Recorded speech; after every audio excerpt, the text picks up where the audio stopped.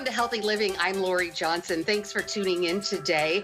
My guest is Dr. Sarah Gottfried, who's an obstetrician gynecologist and also a precision medicine practitioner. Her new book is called Women, Food, and Hormones. Dr. Gottfried, welcome to the show. Great to see you again. Thanks, Lori. So happy to be here. So, the book about women, food, and hormones, women and food, we really struggle with all types of food issues, particularly being overweight.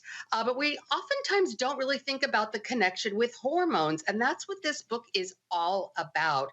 Talk about the importance of hormones when it comes to women and weight loss.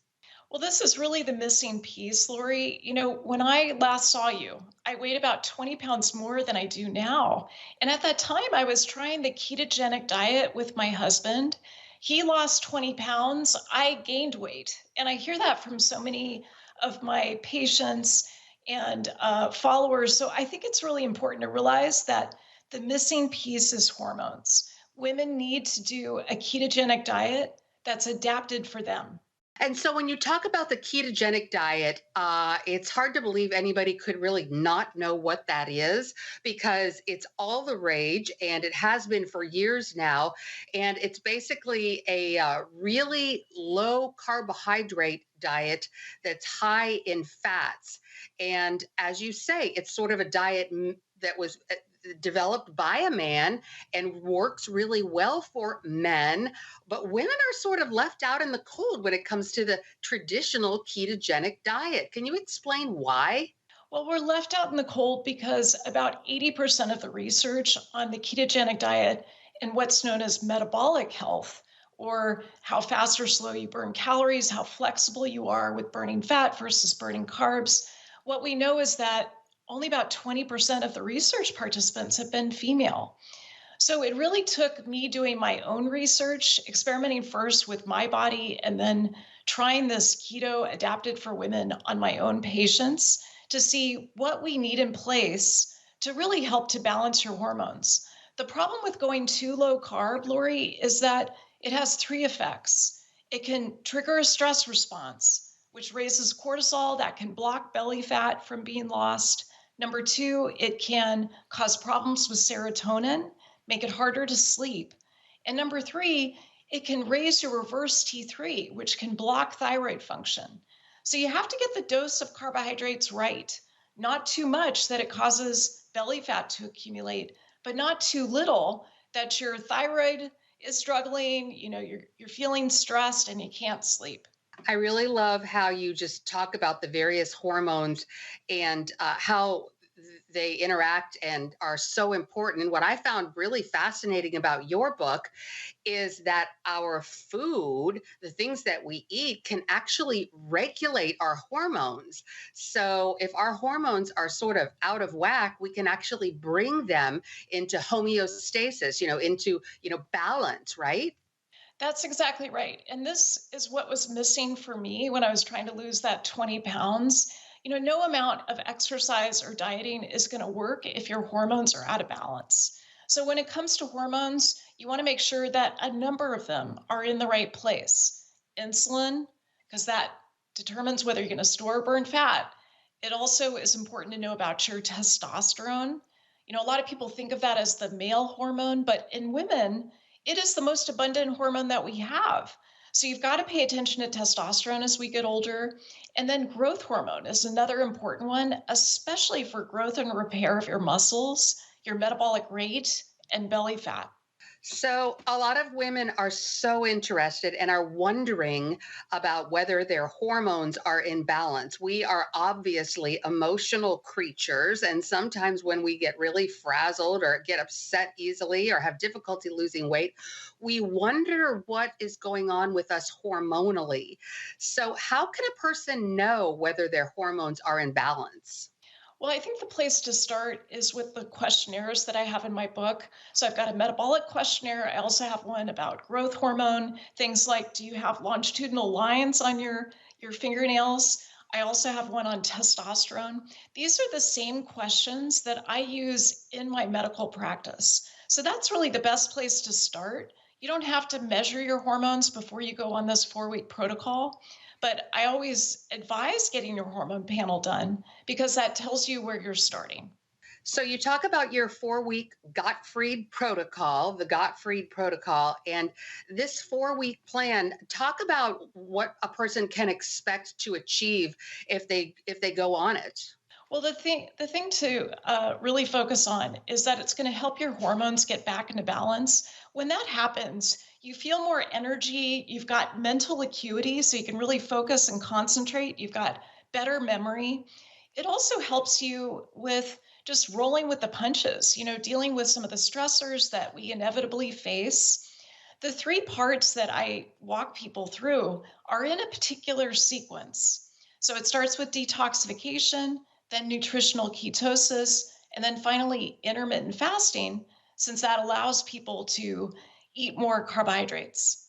Talk a little bit about intermittent fasting. That's another thing that we've seen, the Hollywood movie stars and so many people talk about. What is that exactly? And why is it so important when it comes to achieving hormonal balance?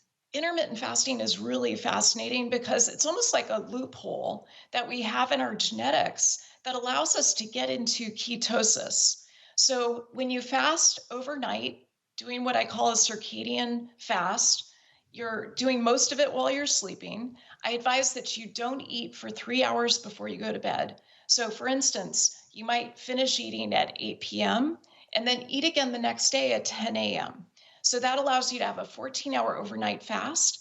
That's the period of time that's been shown to be the best in terms of resetting insulin so you can burn fat, but also not raising cortisol and reverse T3. A lot of people think that sounds pretty hard when they hear the word fast. They think, "Oh no, I'm really going to be hungry and that feels bad." Is what can you say to that? Well, I hear this all the time from my best friend who's just like, okay, you can do it, but that's too much for me. So, what I recommend is that you start with a 12-hour overnight fast. But I think you got to keep in mind here that the reason why you're so hungry, the reason why your appetite is so high is probably your hormones. So, low estrogen can make you hungrier, higher leptin. Leptin is that hormone that tells you to put the fork down, as well as a hormone called ghrelin. That's the one that tells you to pick up the fork. So, when you go through ketosis and you add on intermittent fasting, it helps to balance all three of those hormones: insulin, ghrelin, and leptin. Are there some dangers about being in ketosis? In other words, burning ketones instead of glucose regarding cancer and your risk for cancer? Well, there is an issue with certain types of cancer. So, what I advise my patients who have a history of cancer or a current diagnosis of cancer is that you consult with your physician. But I can also tell you there's research that we're doing at Thomas Jefferson University, as well as research that I know of at Columbia University, where they're looking at the use of a ketogenic diet to treat cancer. So, a lot of cancer grows based on glucose that's available. So, a ketogenic diet that reduces your glucose can help cancer to be less likely to grow. So, of course, you've got to consult your doctor, but that's one situation where it may be an additional advantage. I noticed in your book you talked about healthy fats. And a moment ago, you talked about when you're craving certain foods, a lot of times your hormones are out of whack, but also sometimes that's a lack of satiety, where you feel satisfied. And oftentimes, you said in your book that can be achieved through eating healthy fats. Can you talk a little bit about what fats are healthy? Well, I like the plant-based fats. So we know that those are associated with a better effect, especially on cholesterol as well as blood pressure. So I like the plant-based fats such as avocado oil, extra virgin olive oil, nuts and seeds. All of these are really healthy sources of fat. One of my favorite nuts is macadamia nuts. I also have some foods here from my book. We've got 50 recipes. Maybe we'll get to it. And for breakfast, I've got an egg avocado bake. So that's an example of really healthy fat. All right. Well, we're going to take a quick break and be right back with Dr. Sarah Gottfried. The new book is called Women, Food, and Hormones. Stay with us. Welcome back to Healthy Living. It's continuing our conversation now with Dr. Sarah Gottfried, and the new book is called Women, Food, and Hormones. Dr. Gottfried, so talk about the 4-week Gottfried Protocol. You say that your goal is actually to balance hormones, which makes us feel great. But as a wonderful side effect, we lose weight. Can you talk about what all is involved in this Gottfried Protocol? So, the 4-week Gottfried Protocol has three pillars. The first is detoxification. And this is so important, Lori. This is what was missing when I failed keto 5 years ago. So, detoxification includes eating cruciferous vegetables, the cabbage, the broccoli sprouts, the radishes, the cauliflower. And then the second part is to layer in nutritional ketosis. So I recommend about 70% of your calories from healthy plant-based fat, about 20% of your calories from lean, healthy protein, and then the remainder, 25 net carbs or less per day, so that you can really keep your thyroid functioning, you can help with your insulin, you can improve your sleep, and you can keep that cortisol where we want it, not too high, not too low. What's the big difference between your protocol and the traditional keto diet?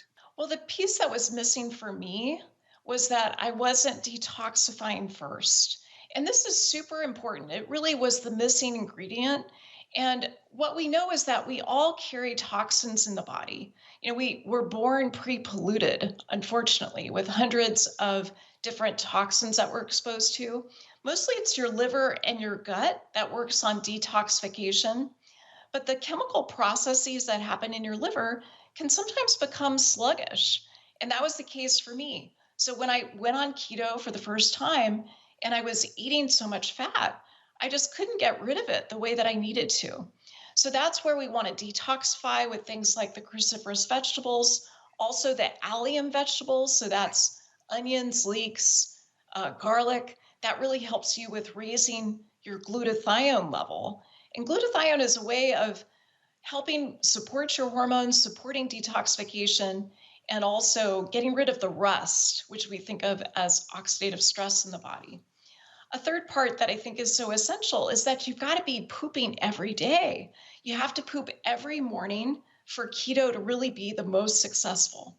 And what is your opinion about, you touched on it just a moment ago, fats? We know a lot of people who do the keto diet eat a lot of fat in the form of animal fat. So, the bacon and steaks and ribs and chicken and all that kind of stuff.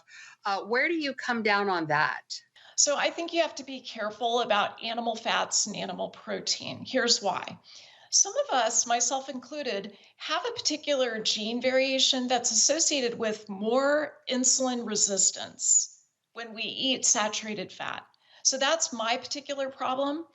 It's almost paradoxical because when I eat more animal fat, it makes my insulin not work as well. And so I'm more likely to store fat. So I think the important piece here is to really focus on plant-based fats. That's something that cardiologists agree about. And so we want to be getting those, the avocados, the coconut milk, making sure that we're getting these really healthy fats.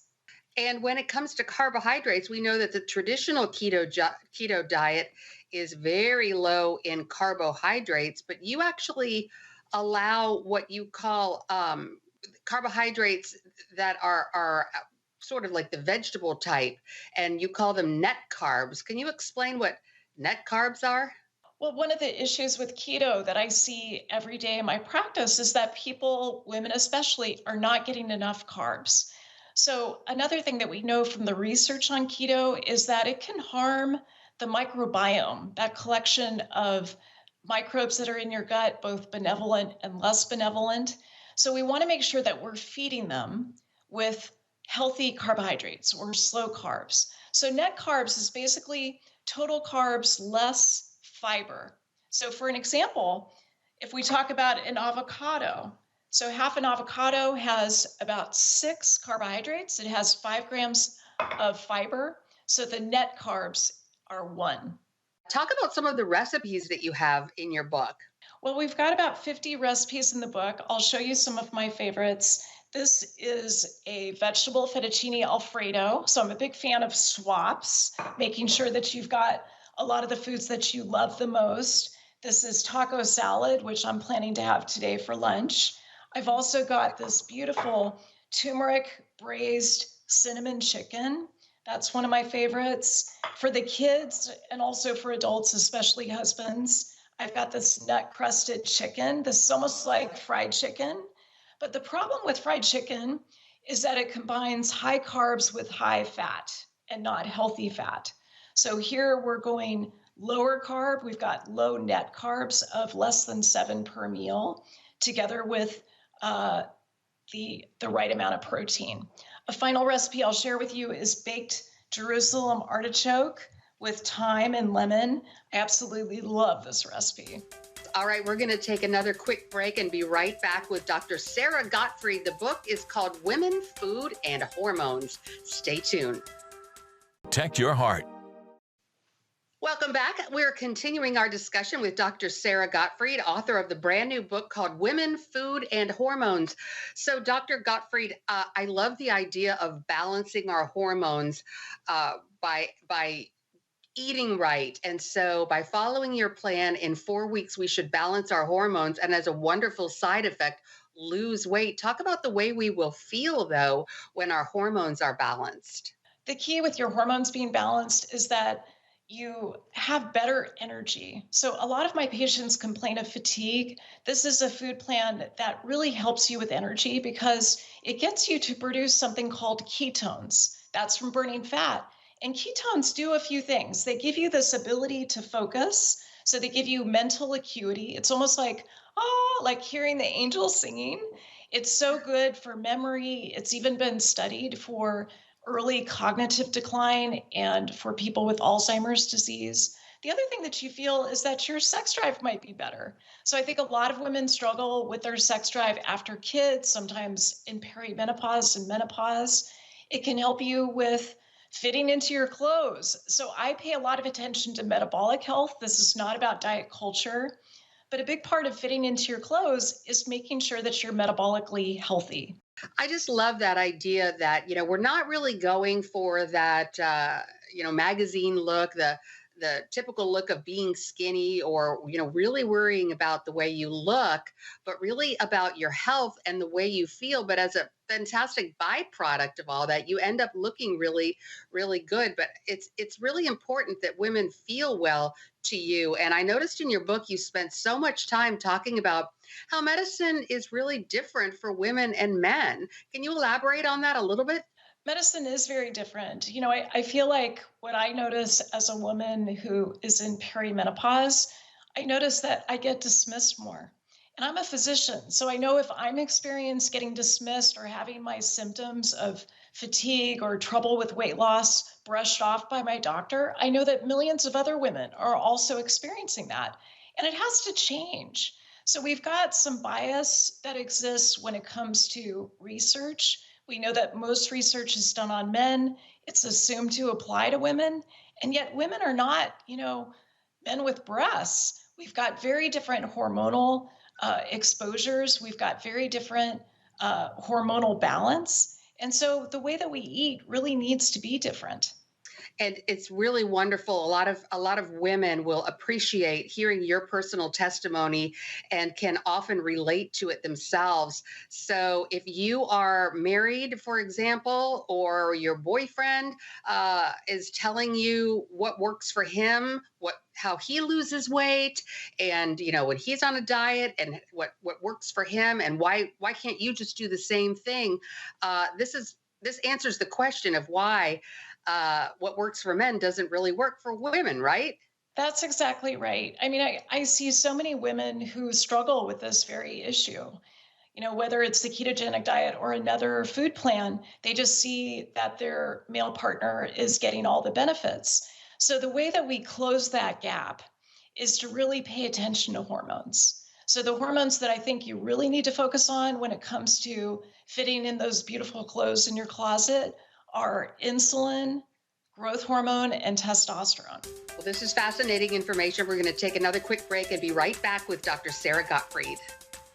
Welcome back to Healthy Living, continuing our discussion with Dr. Sarah Gottfried. The book is Women, Food, and Hormones. So a lot of people want to know, they'll skip to the end and look at the recipes and say, okay, can I have my favorite foods like hot fudge sundaes and basically sugar? What's your answer to that?